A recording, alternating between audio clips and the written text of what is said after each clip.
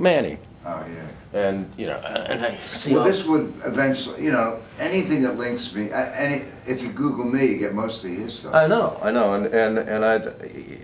some of it looks like, I know. it's like, come on, you know, Dobbs closed. I know. You know? It was a good bar. It was a good bar, and everybody had fun, and everybody was a rock star for a short period of time, but you know, that's what.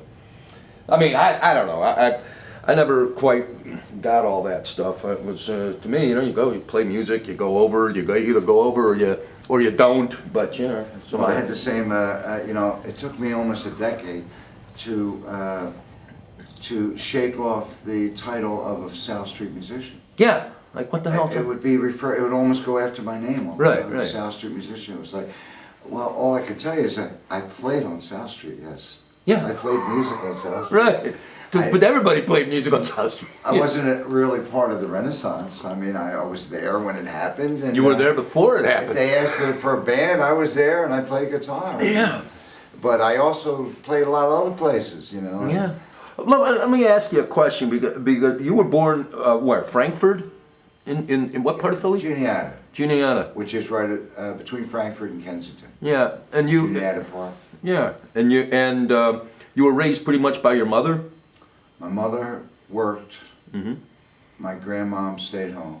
And I had two sisters. Yeah. Right, and your grandmother took care of you every day, and this yeah, is where she was the lunch coming home from grade school. She'd make us lunch. Right. She was a big inspiration in my life. Yeah. Her gentleness and her sensitivity was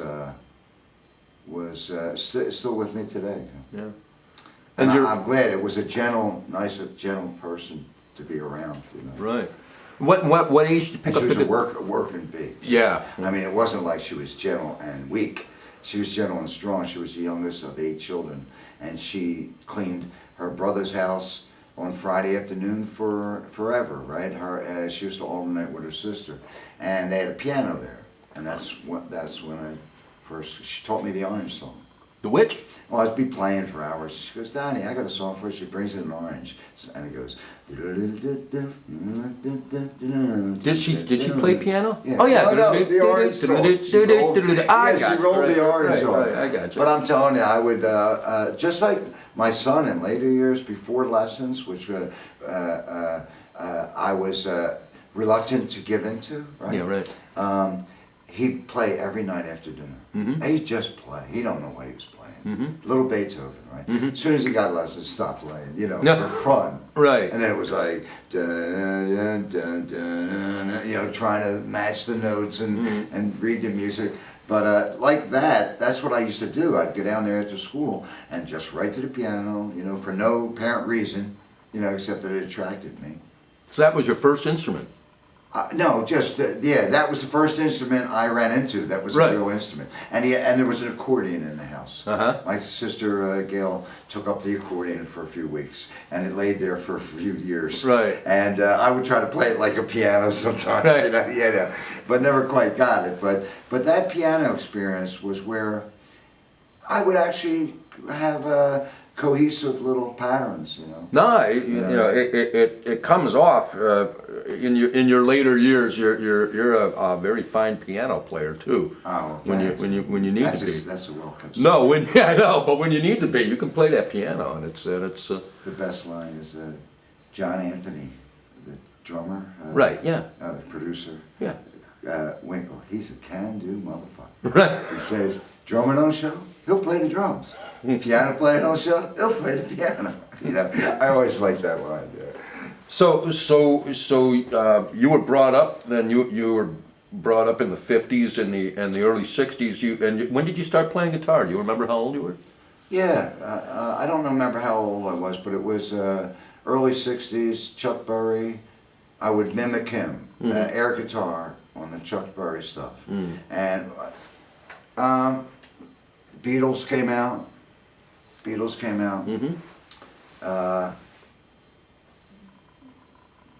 Everything, it was a big deal. I liked their music. Then the Rolling Stones came out, and that was it. You look like Bill Wyman. Oh yeah, you look like Mick Jagger, and everybody in the gang associated with the roughness and the rock and roll, you know. And then and I picked up. I played other people's drums. Right. For a while. I played spoons, of course, and everything. Right, I could never stop it. Right, yeah. So I played other people's drums. I actually was on the gig for 2 songs at my friend's debut at St. Matt's with curtains, and we're behind these curtains. And I was there for 2 reasons: to play "Who Do You Love?"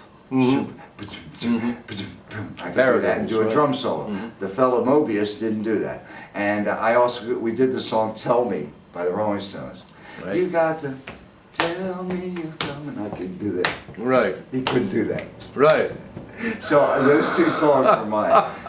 My wife, Kathy, saw me at that concert. Get out. Yeah, How I you must 16. She must have been 13. Wow. And I was doing the "Who Do You Love" solo. Right. And my stick went flying. Right. Yeah. Right. She goes, there was 50 of them next to me, and I got up. Cross stage and got that stick. A funny note on the drum and the experience is a friend of mine from Jersey, a great guitar player. What the hell's his name? He says, "Oh yeah, Winkle's a drummer. Wait till he sets up and breaks down a few times. We'll see how long he's a drummer." Yeah, right. Yeah. And that is a different trip. Yeah, it sure is. So yeah, you start playing in the '60s. Do you recall when you started writing songs yourself? Yeah, absolutely. I almost remember the moment. Wow. Yeah. I guess. It was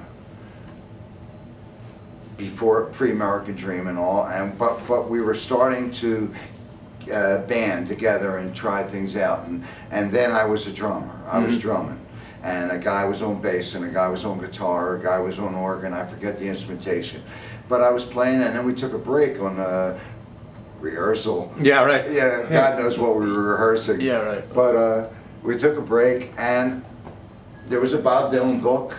Yep. You know, sitting right there. Right. So I flipped it open. Yep. And I learned how to play D chord.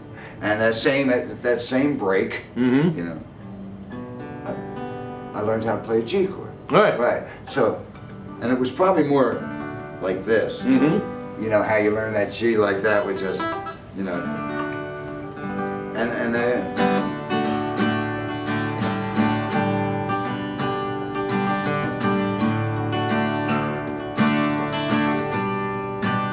Those 2 chords, I wrote the song called "The Other Side."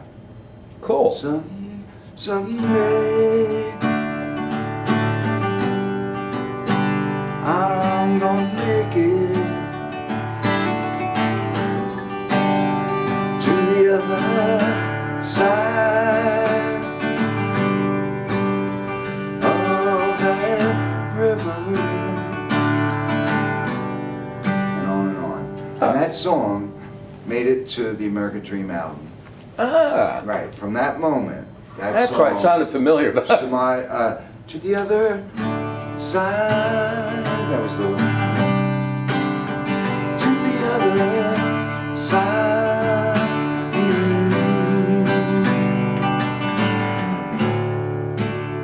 And that was the moment. So I wrote that song, and I followed this one pattern throughout my whole career, that the song that was in my head, just like I had to learn that D and G chord, was always better than I could play. I had to catch up to the song, which it enhanced my playing, and that's how my playing progressed. Because I wasn't playing with anyone that would inspire me, you know, and I didn't take lessons, so it was the song, it was the inspiration for the original song, you know, the original song, the original tune.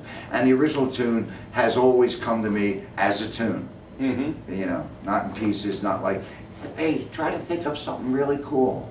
You know, it's like I already know sort of what the guitarist was doing, or the piano, or if there's a horn in it, or, you know, that kind of thing. And so yeah. So you were playing with these, you were young, you were probably 15, 16 years old, and you've been playing a lot of different instruments for a lot of time, and doing a lot of different things with these various bands. Well, yeah, but not too many, just guys. Right. They never made it to bands. You know? Right. One band was that band that I shared the drumming on, you know? And they were part of a musical crowd that was in the area that was very unpopular at the days to be anything musical or anything like that, or have long hair, and you know, and we were in fact chased in cars with people with scissors hanging out. Right. Oh yeah, yeah, yeah. You look like a girl. I remember. Yeah, yeah, yeah. From through Frankfurt and all. Yeah. But no, it was just a bunch of guys. But then there was someone had there's a producer named Skip Drinkwater, who out of Philadelphia area, you know, out of coming from California, and one of the guys said that they need a band when he gets there, and who's the guy? Wait, and so we went. So we started to get this said band together, which really consisted of 4 or 5 guys going out. We found a place to rehearse in Paoli, all the way out to Paoli every day. Every day. Yeah. Sit there under a red light at night, and just make music. I mean, I didn't really know how to play. You know, I didn't know how, but I knew how to make music. I've always known how to make music. And if there was an organ there, I'd fool around with something and get a lick, or if there was a piano. And you know, my guitar playing was coming along. I tell you, I took from the moment I'm talking to when learning that chord. I mean, I walked around with a guitar. Guitar was always on my back, and a harmonica was always in my pocket. And if I rode the L, the train, I would mimic it with the harmonica, which I didn't bring. I should have brought. I was all geared to bring it. I said, it won't be that. I'm not performing. So, but anyway, and the guitar the same way. A Silvertone blacktop, Silvertone semi-hollow. Yeah. Everywhere. And I played all the time. And when I would get down the cellar and I'd put my guitar up against the wall for amplification, you know, and play along in social events. We're dancing and listening to Rolling Stones. I'd be in some corner with the guitar that's always on my back, and up against the wall. And you know, the Rolling Stones were a great learning tool because they basically were 3-chord blues. So you could follow along easily. Now I started, believe it or not, the first instrument I owned was a bass. A woman, Eileen Baker, bought me a $50 bass. And I played that to death until I needed more strings, if you know what I mean. And then I traded that for a guitar, and that's how, you know, being a guitarist started, you know. But you know, just playing along to Rolling Stones. It turned out the drummer I finally got involved with for the American Dream, Mickey Brooks, out of the Northeast, did the same thing, only with drums. And he had money. His father owned a bar up on Frankfurt Avenue, and Mickey had a good setup. He had a basement similar to this. The drums were set up, PA, loudspeakers, boom. You know, street fighting man. And Mickey just lay into it, man. Just, and you know, not flash, learning how to 2 and 4, you know, learning how to keep the beat. Kid turned out to be, at the end of our career, the 5 years of American Dream, I walked up to him, you know, I said, Mick, that's the best I heard. Like, we used to do a solo, it was popular in the 60s. At the end of the set, do a drum solo. And it was like, when we stopped, he was the best I had ever heard. He was best in the country that I had run into. And you know, as well as I do, you know, the American Dream opened up for everybody. You know, we went through the whole panoply of everybody who was anybody. They came to Philadelphia, we opened for them. Right, you know, right. Because of, thanks to Larry Maggot and the Electric Factory, well, you know. Yeah. So the reason I asked that is because one of the things that's always struck me, particularly in the studio, working with you, but also listening to particularly this latest piece of work, 13 Angels, is, and I think I told you this a year ago when I started hearing the rough mixes, was the arrangements are perfect. You know, they start, it sounds to me, and you just said it a little earlier, you said you don't think about a part of the song, you think about the song. Yes. And that's a very impressive talent, I think, that shows like really solid grounding in music. It's not, you may yet not read music. I don't know, do you read music yet? Well, can I take it home? Yeah. That's my joke. Sure, I read music. Can I take it home? I'll come back tomorrow. Right. Now you download it and learn it. You know? Yeah. Every good boy does fine. FACA. Yeah, I'm there. I'm just slow with it. You know? Because I'll tell you, Dave, to me, from where I came from, it just doesn't compute as music. So it's a different thing. It's Right. like F, G, it's flat. Okay. I don't think of it as a scale. Right. You know, but I've gotten better. I tell you what made me a lot better? My son's early piano lessons. Absolutely. So I would learn for him. Right. And then help him. So I've learned, I got really much better at it and enjoyed it. You know, it's always a challenge. It was a challenge for me. But yeah, I hear songs, I call it now in a sophisticated term, playing a song. Right. I play the song. I'll ask people to play the song. They'll ask me what to play. Play the song. Right. The song will tell you what to play. Right. And that, that could be as simple as listen for a minute. Don't play anything until you have to. Right. You know what I mean? Let the guy set it up. They're not, like the song will tell you what to play. That's what I feel. So, yeah. Me and Al, for instance, on the same note, when Al Snyder and I are playing, we laugh because so many times we play the same lick at the same time. Right. And it's like great minds think alike. Right. But it's really the guitar's place. Right. And there's only so many licks that would go. In that spot. Yeah, absolutely. That's another little interesting partnership for you because I think he's probably one of the few guys you can walk on a stage with just a couple other like-minded players and decide what you're going to play right then and have no concept of what the next song will be. But if someone starts playing it, everyone will just play that song. Yeah. Because, music. Right. And they may be songs that we know because, you're out of the club, so you're trying to do something familiar. The beauty about Al is it's just that, but he also has a beautiful choice of his material, Right. Anything James Taylor, Eric Clapton, the book, he's a big Eric Clapton fan. But the way we do it when we play covers, it's sort of like ours. People ask you on a gig, you do any originals, and sometimes if I'm in a bad mood, I might say, they're all originals. They're all somebody's originals, you know what I mean? And, but Al, yeah, he's really sensitive to the room. There aren't a lot of players. I haven't written a set list in, I don't know, 30 years. Yeah, We do it when you need it. Right. Yeah, if you're going to something like, when we opened up for Jerry Lee. Right. You got to know what you're going to do. You can't, Yeah, you can't sit there with a pause. Yeah. You got 3,000 people in the room. You can't sit there. But even then, I'm sure the element was there, and I'm sure we probably changed something that we thought we were going to play because it don't start until you're on stage with the audience. That's when your set list is written. So start writing. Now it's to lack of dead time. When I'm finishing up the tune, I might think of what I might want to do next. And usually, I tell you, it comes with a chord. Whatever the other one ends with. Right. Oh, I know a song. Right. That was a G. Let's do it here. You know what I'm saying? Yeah. So this. I'm going to come back to this thought forming in my head, but for example.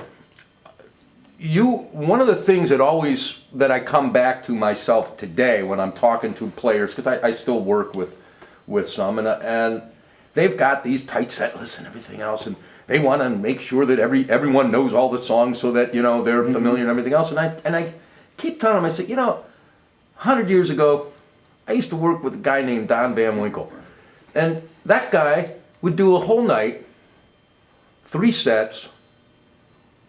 All originals, and everybody was dancing, and everybody had a good time, and everybody. I mean, if you remember the City Bites gigs, which I remember, I was always sober. How much original I was doing? Yeah, that was all original. It was you. I wasn't even doing the covers. Right, and they didn't even know the originals except for maybe 1 or 2 of the guys. Right, and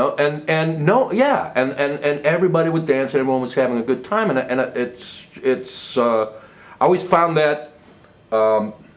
Unique in the setting of local rock and roll bands, original and originals. Yeah.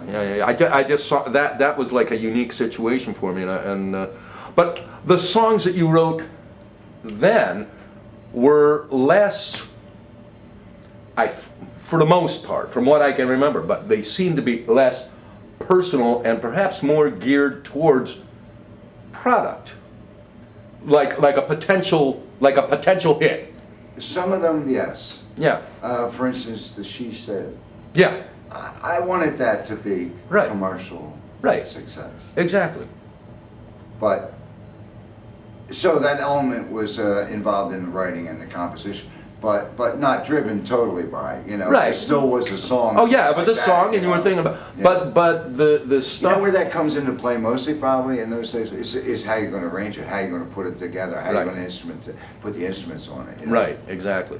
But the songs that come out of the latest work, 13 Angels, are more personal, more about a life Yeah. that's been lived, and this was true of the previous Fallen Idol. CD. And was there a change, or was it just time?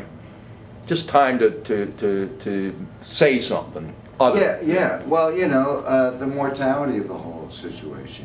It's like there was only so much time. Yeah. So I started thinking like that, and there's so and I even said to Daoud, I have to do this now. I had to record it, because who knows?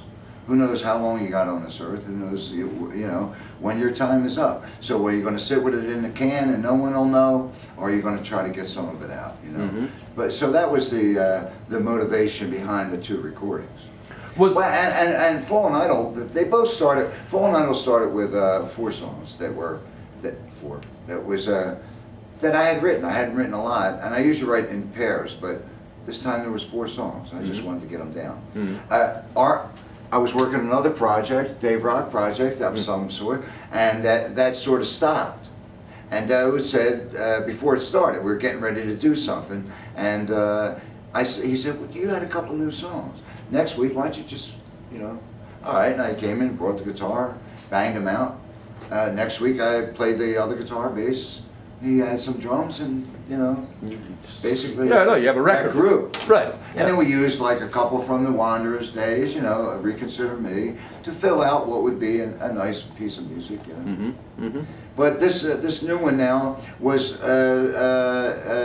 some remnants of the old one. Because when we got finished the album, we just continued to work. Right. And then, of course, I met my daughter. I have a daughter out of wedlock, and we met. We met, and that changed everything. And Well, it seems to me that the first of the two, Fallen Idol, probably had some kind of a genesis also in the birth of your son. absolutely, and dedicated and inspired by. Yeah. Dedicated to and inspired by. Again, Dad, you got to do another album. Right. He said he's 4 years old or something. Right. Because he knows of the American Dream. Right. I said, yeah.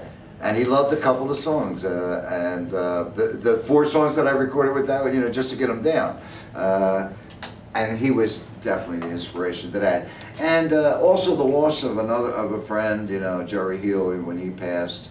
That's where it started. That's where Fallen Idol came from. That first tune on yeah. I'm all ears. And just for the record, I used his chord. Jerry was a really inspirational, inspired musician, a great guitarist, great singer-songwriter. Young, I met him when he was 25, and he saw me in a not so glowing light once in New York City, and all I can say about that is he turned around and went, "Yo, Wink." So he went through some of the same pitfalls that I had experienced, recovered, and when he did, I wrote the song. But he's the kind of guy that would say, "Hey, Wink, look at this, man. It's all B's and E's." And I love it.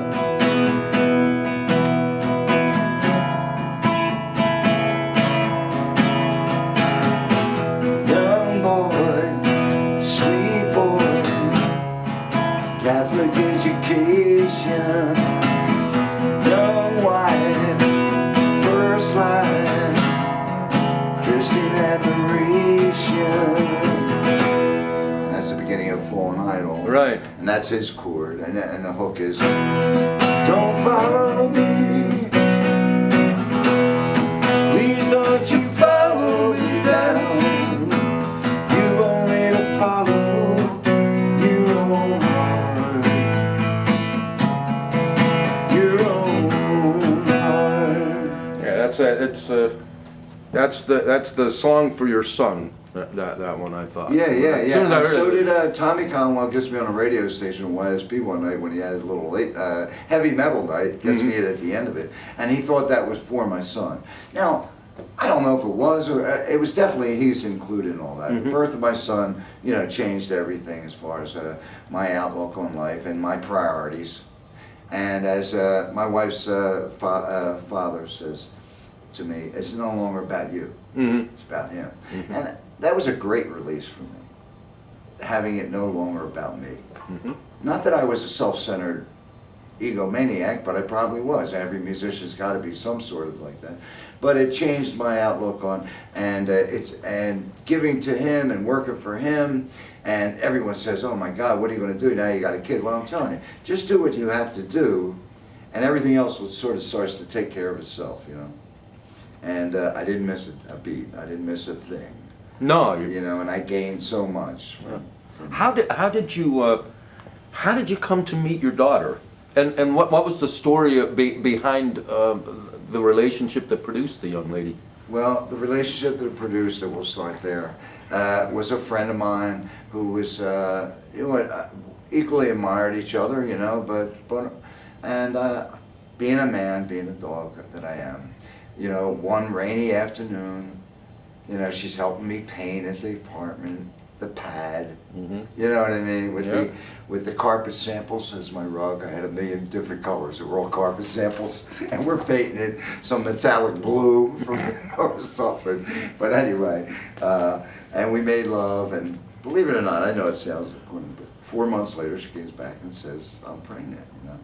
So, you know, I knew nothing about nothing. So what we did was we hid it as long as we could. And then we went to a halfway house in Bucks County. These nuns took care of her, all right? And so it's a great scam. My wife and her 2 sisters helped with this scam. They would mail, she would write a letter to her mother. She said she was in Florida. We'd say, give it to us. We would send it to a friend of ours in Florida with the return letter. They would postmark it and send it back. So we actually hid it from her mother the whole time, this girl's mother. But with the pre-arrangement that it was going to be adopted by children who couldn't have kids. So that went down, you know. And after I had Major, the first thing I thought of was that I had to find this girl. I mean, now that I know what having a child is, I just have to connect if I can. And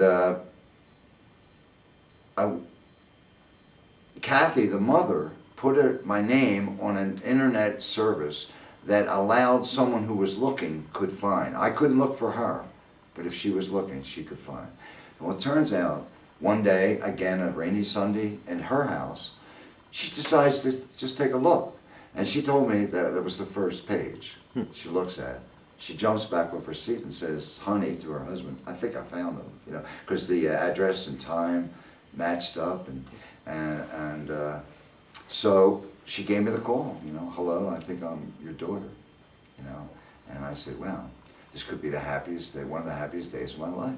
And then we hemmed and hawed about meeting. She got cold feet, and my response to it was, I understand, but look, if we don't do it now, we'll never do this again. So why don't we just have coffee, you know? And so we met. We planned to meet on South Street, and we did.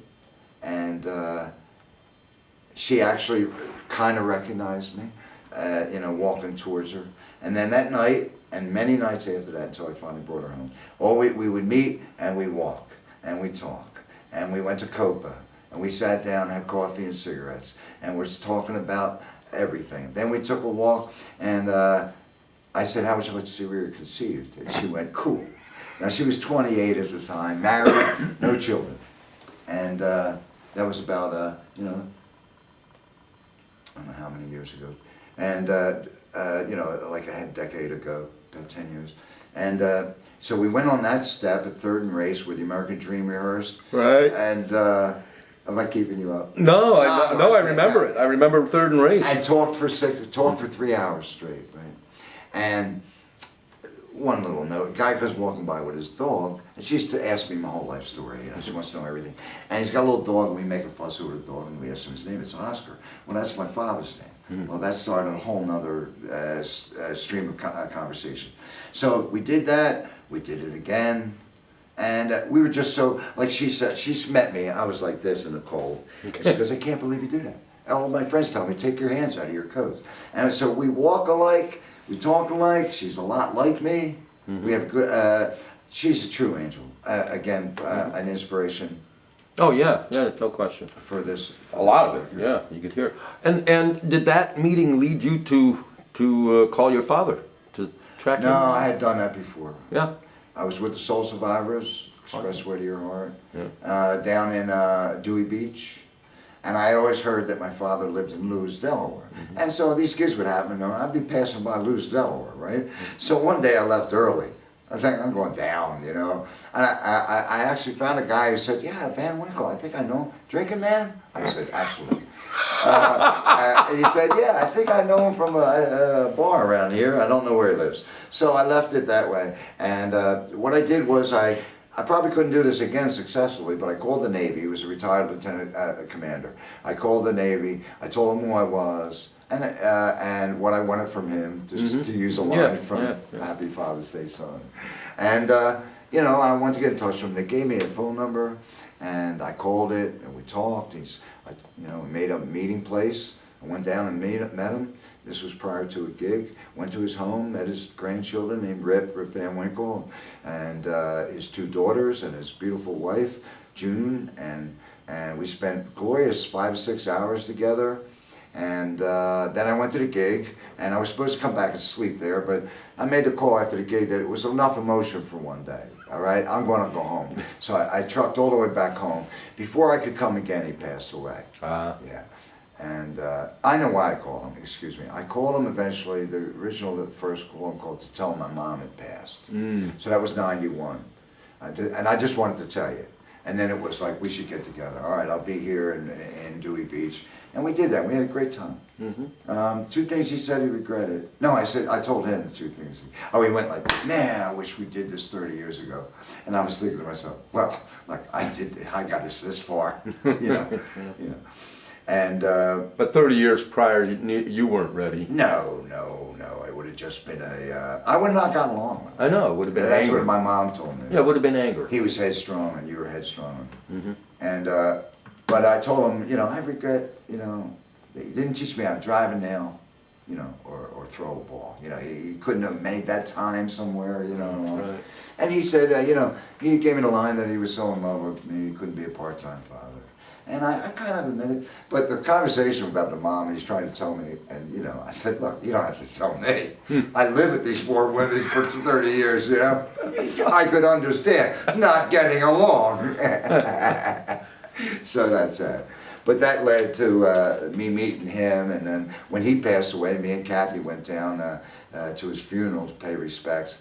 And you gotta love this. Of course, we're too late. We don't make it to the church. I finally called the church and said, look, this service is over. You might as well go to the graveyard. So we go to the graveyard, which is a small A-frame church with a graveyard in the back with a white picket fence. And the grave diggers are there, and the grave is dug. And we pull out, park a car. Now I'm sitting there in black, you know, looking like Johnny Cash, and Kathy's in black, sunglasses, and something on her head looking like, we call it Aunt Your Mama and Elvis Costello. That's what they yell at the window once. Hey, Elvis Costello and Aunt Your Mama. You know, but we're standing in the middle of this graveyard, Dave, as the whole funeral procession comes by, and no one knows us. And they circle us and then park. So that was a great introduction to the family, you know, to their family. And then his son, Rip, just took me by hand. He was talking to me, and the end of the service, and his uncle comes up and says, come on, Rip, we gotta go. And he looks up at me and he says, you got a car? I said, yeah. I'm going with him. So I was in the family. The grandson liked me. Right. I drove back to the house, and I had a beautiful, and continued relationship with the two half-sisters and the stepmom, you know, until she passed. And I haven't been in touch with him since, but I'm glad I did it. It was, it needed to be done. You know, Yeah, saw him it's- firsthand. Yeah, you know. yeah, and you know, the one thing we all found out is that we're all here for longer than we thought. Right, You right, know, right. and there's like We don't- all this stuff you got to pick up and Yeah. fix and Yeah. make better for, you know, because when you're young, you don't Right. know what the hell you're doing. You know everything and no one can tell you Oh, anything. yeah, and you won't be here. You're dying at 25. Everybody Right. thinks, I won't even be here. That's right, you know, and then you know you got this mess on your hands. Yeah, big yeah, mess. and You you made. right, Yeah, yeah. and you got but also on the plus side, you get stories, Yeah. and the stories, if you can share them well, are the things that create songs that touch people, that Right. reach people, that you know change people, Right. and Because they connect. that is the gift that you have. And it's the gift that anyone who makes music has. And with the gift comes some kind of responsibility, Right. I think. Right, right, right. And I think Hence the effort to make it real. right. That's my responsibility. That's the. Exactly. It's kind of like why I'm focusing on what I'm focusing on musically, at least for myself, because it's like I got to do something. My wife wants a record of me I don't and the blame stuff that I do, you know, Right. and I sit down here singing sad country songs. So Right, I'm right. putting this stuff together, and it's stuff I care about, and I want to do it my way, and I do, you know. Right. And it's going to mean something, rather than just hit a stage and scream and jump Yeah, off and hit yeah. my knees, because we can all do that. We all know how to go over. Right, Do we know how to tell the truth? Ah, And there, I think, is what the two CDs have in them. They have the truth, or a truth, for sure, you know. for sure. Almost eerie. The Fallen Idol. It was like, so I wouldn't like. Now I told the wedding band, no, you don't want to do any of these songs. and I temper it. You know, there's some relation to certain styles of living, and you know, at least there's no curse words. The American Dream, dude, I can't believe it. I actually cursed on their album and got it, you know, void. My song, first song on the album, they said the word jerk off. What? In 4-part choral harmony. And they put a tape over it. Don't play this song. I remember that. I vaguely remember that. I know, Don't be a jerk. Right. Oh my God. Oh well. But yeah, and you know, if I am who I think I am, then I have to put it down and let it be real. You know, you can't just. Too many of my friends, great songwriters, they don't always get it anywhere. It just stays with them. You know, so as long as they're there and they're putting it out, people are reaching with it, and people are being affected by it. But if they're gone suddenly, and it's gone too. For instance, Jerry Haley, great songwriter.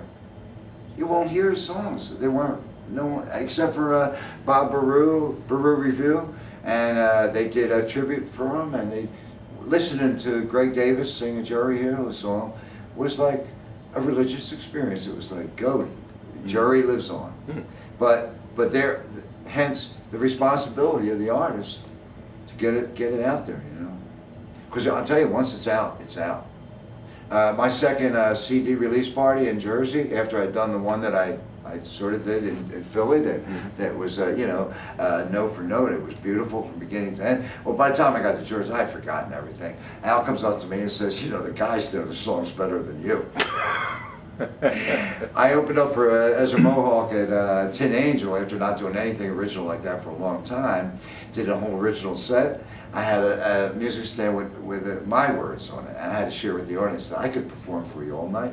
I'm going to do my stuff. I need cheat sheets. I had the words. I know the words to my own songs. Because hopefully, you know, when I record these days too, as soon as I have the song, I want to get in. I wanted the mic on, and we're doing it. Because that's where the essence of, even before I have time to really learn it, you know, and then I learn it as the progression, you know, unfolds, you know, but get it quick, get it while it's hot. Do you clearly, you know, you can play guitar. Clearly, you can play bass, you can play drums, you can play piano, you can play keyboards.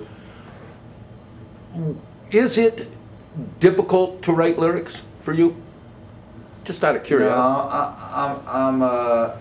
I turn a good verse, that's what they say, you know. And recently I've started to not, try not to be inhibited by being a songwriter. You know, some words, I write all the cards for the family. They'll ask me, write something nice for Dave, write something nice. And I resent it sometimes. But then at a quiet moment, I can always think of something, you know. And no, I just like, words come to me, phrases, easier than the music. Like I said, I always have to catch up to the idea of the song, vocally and instrumentally. The song's always better than I am. I want to stop there, that's great.